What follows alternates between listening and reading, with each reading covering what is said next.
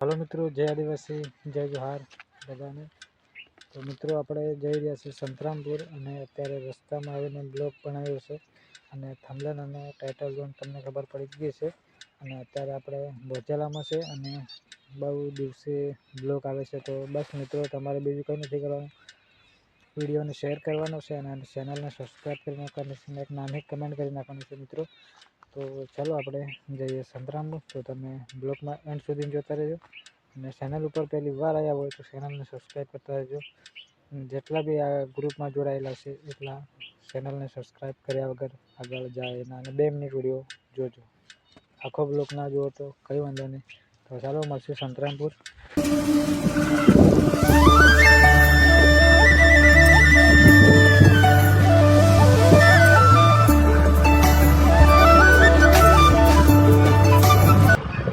મિત્રો આપણે સંતરામપુર ગયા હતા પણ સંતરામપુર બ્લોગ નથી બનાવી ચૂક્યા, કારણ કે બહુ ઉતાવળ હતી એટલે બ્લોગ નથી બનાવ્યો અને સંતરામપુરથી રિટર્ન થઈ ગયા છે આપણે। તો અહીંનો નજારો તમને બતાવું કે હું કઈ જગ્યા ઉપર ઊભેલો છું।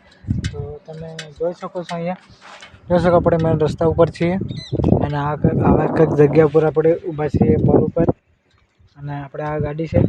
તો જોઈ શકો એનો કંઈક નજારો। તો બસ હવે આપણે જઈએ છીએ ઘરે।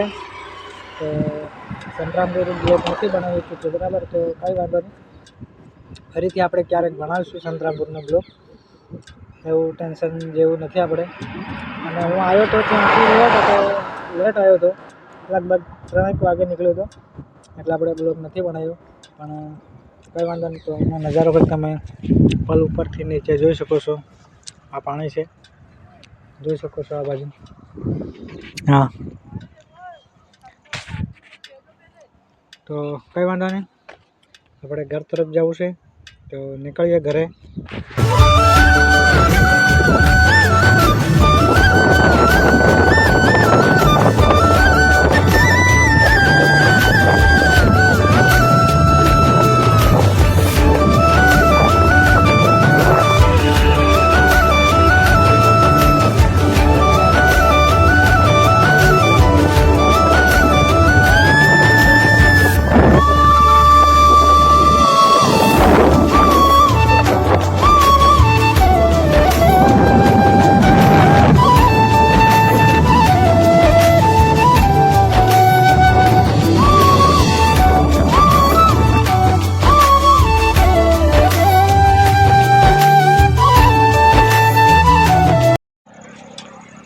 તો મિત્રો આપણે પેટ્રોલ પંપે પેટ્રોલ ભરાવી દીધું છે અને જોઈ શકો અહીંયા ગોઠીમાં પેટ્રોલ પંપ છે, તો અહીંયાથી પેટ્રોલ ભરાવી લીધું છે અને હવે આપણે આ રસ્તા ઉપર જવાનું છે।